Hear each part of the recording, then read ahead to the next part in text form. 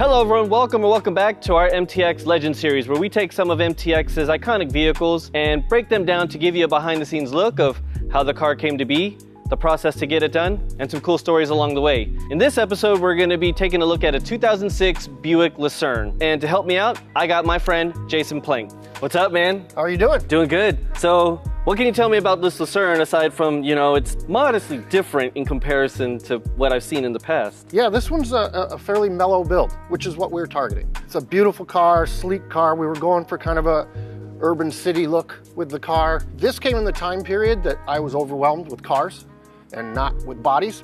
So I reached out to a good dealer of ours, Kingpin Audio. I believe they're in Portland, Oregon. Its name is Jason Kranitz, and he actually did this car as far as the install and everything goes. We, in Monroe, did the suicide doors, the paint, and all the body work on the car, and then shipped it off to him. So he did a wonderful job, as you'll see as we check out the car. You kind of went more of like an urban look. Me being from Texas, it's giving me a Houston vibe. Yeah. And I'm assuming that maybe the build is probably mimicking that as well. Some of the stuff that we saw on MTV and the videos and all that stuff at the time, that's why we went with the big wheels and the bright colors and peanut butter inside. Yeah.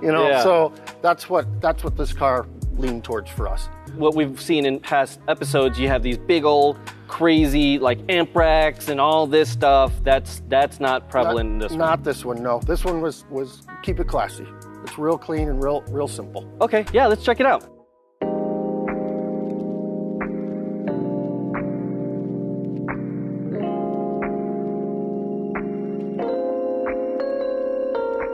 Wow, Jason, this interior, exactly as you put it, man. It's clean, it's classy. Knowing all about Texas culture, this gives real Screwston vibes, swinging and just being overall clean aesthetic. Anyone who's part of that Southern culture where it's like, everything is clean and classy rather than be over the top, which there's nothing wrong with over the top, but it's different in certain areas where you're building cars. And this definitely hits the mark. I love that the amplifiers are flush in and you have the wood grain going on, wood grain gripping, subs back here on the plexi. Yeah, I appreciate you noticing that 20 years later, because that's exactly what we were going for. Yeah. Jason did this car originally. This is the second go-round of this trunk. We have to update him when the product updates. His build was just as clean, just as sweet. We brought in a lot of the same materials, used the same colors, just had to change it up from the aesthetic standpoint. I guess this is like a leatherette of some sort. Yeah, that was drawn in from the seats. Looks awesome, feels very premium.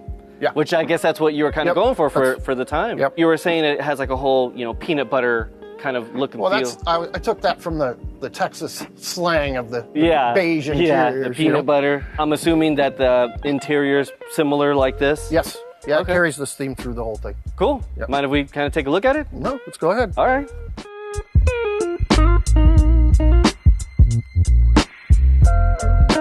Man, this suicide door really makes it pop. Yeah, it's a nice addition. It's a pain in the butt, but a nice addition. So tell me about the interior, man. It's comfortable, isn't it? This is super nice, man. I mean, this feels like a premium build car. Yeah, he did a good job. New leather, some alligator accents, all new suede in here. Yeah, and I see the screens. You got the screens going in the back, classic flare.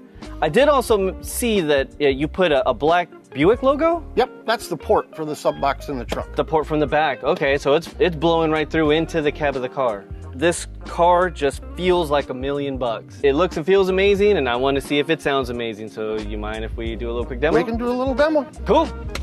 Sitting sideways, boys in the days. Sitting sideways, boys in the days. Sitting sideways, boys in the days. That is how I feel like when I want to be in this car right now. House.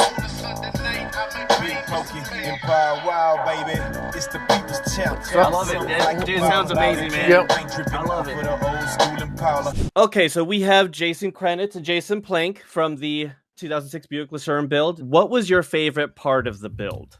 I'd say my favorite part about the build was just the honor of being able to build something right for the show, and that came out in SEMA of 2006, actually, right? Can you remember what was the most like unique or challenging thing that you've done in comparison to like other builds of that era, that time frame? The cool part about the Buick program is they were trying to get a younger youth to be involved in the cars. It was the height, and it was just the downturn of the height of the what I call the Fast and Furious stage. Kind of the theme of the car was urban luxury, which was really cool. And my tech, before I even got the car, they did the paint job, the wheels, and the suicide doors. And then I got this blank kind of melatonin interior trunk area. It was sent to me to build a product for them to showcase their products. Were there ever any fabrication decisions that might have been too discreet or a little too clever that people just didn't even notice? Being the urban build, kind of the flavor we're trying to do, we did a lot of the alligator. It's a leather, but they do an alligator print on it. So it was a little bit subtle. It wasn't like over the top, like a snake skin or something of that nature. And then we did suede, not only on the headliner, but we ended up putting that on the door panels and in the full trunk build of the original build there. You know, like a lot of the high-end cars nowadays do the diamond stitching and stuff. That back in that day was something that just came on the market. And I don't believe there was anybody else at the show had anything like that. So we were kind of the first to get something like that with that alligator print. If I remember correctly, it's over your shoulder. Didn't you win an award for the use of materials in the interior? Yeah, GM. And I just rescued this, right? So it's a relic that came back out. But this is a award that GM gave out for their builds at SEMA show that year, and we won best new interior for a GM vehicle. We ask you to pick one thing for you to redo. What would you redo? I would update the trunk first, and then I would update a little bit on the dash, but the rest of the car, it kind of is held time. It still holds a good value. Was there anything that you remember, like a moment of when it was being built? I remember that the trunk had some shock issues because of the weight of the screens. And so I ended up shoving filler spreaders on the gap so the trunk wouldn't shift and scratch on anything and transport. We go out to SEMA. Jason came up to me and he's like, "What kind of glue did you use?" Suede, it's really thick and it's hard to maneuver into a panel. So when you build all this cool stuff, it's tough. But if you peel the back off, it's super flexible. But we couldn't use our standard glue because it was seeping through the suede. If I'm under pressure, I never use a new product I've never used before without testing it. And this comes from that job. So I use this glue that the upholstery guy, the supply house said, "This is what everybody uses, is what you got to use." When I got to the show, that was a nice additional little stress. I had to go help these guys to tack down some suede that was coming unglued on the panel. So at the same time, we had General Motors coming to look at these things.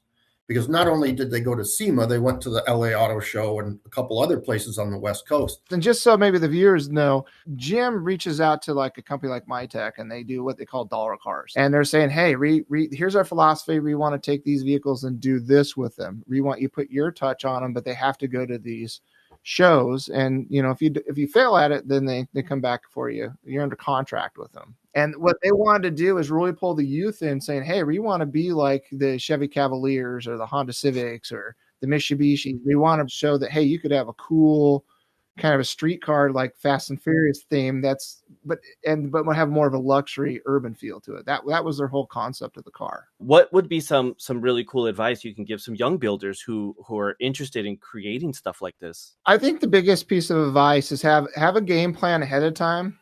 Right? Draw up your fabrication process from start to finish of what you want it to look like and lay out. And then bid out your time, step by step, how each panel, each opening, what everything's going to do, time frame.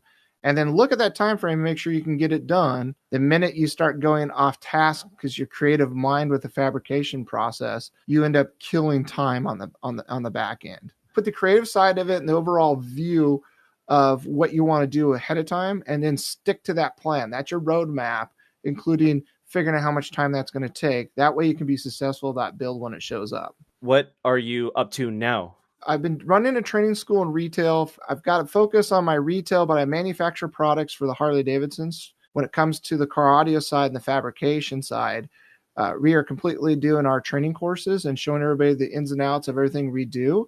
And it's all live online. We have 4 studios here at the shop. So we can go around the car lift with 5 cameras, or the motorcycle lift, we have 5 cameras. We have 16 cameras in the wood shop.